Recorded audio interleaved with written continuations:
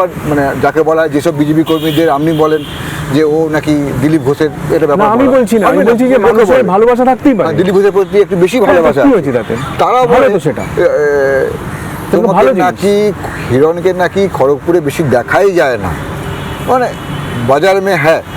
এবং কেউ কেউ পোস্টারও দেখেছে, সেই পোস্টারের ছবি আছে, কিন্তু কোথায় বিধায়ক, নিখোঁজ বিধায়ক, এগুলো কি উত্তর হবে? না, এটা 2021-তে আমি যখন বিধায়ক হয়ে যাই তখন আমার 33 নম্বর ওয়ার্ড তালবাগিচা, তখন আমি ওখানে কাউন্সিলর হইনি, তো ওখানে কয়েকজন পোস্টার লাগিয়েছিল যে বিধায়ক কোথায়,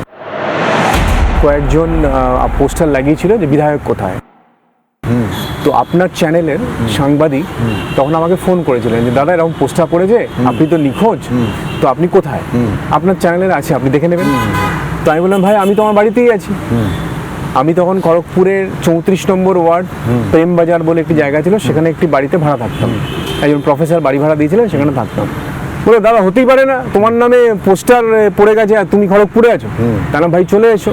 তো আপনার সাংবাদিক মেদিনীপুরে থাকতেন, সে এসে বলছে দাদা সত্যি তো আপনি এখানে, এবং তারপরে কিন্তু আমার ওই বাইট নিয়েছিল, আপনার চ্যানেলে চালিয়েছিল। তো একবার চালিয়ে ফলস খেয়ে গিয়েছিল বিরোধী পক্ষ, যে ভাই একে তো নিয়ে কিছু করা যাবে না।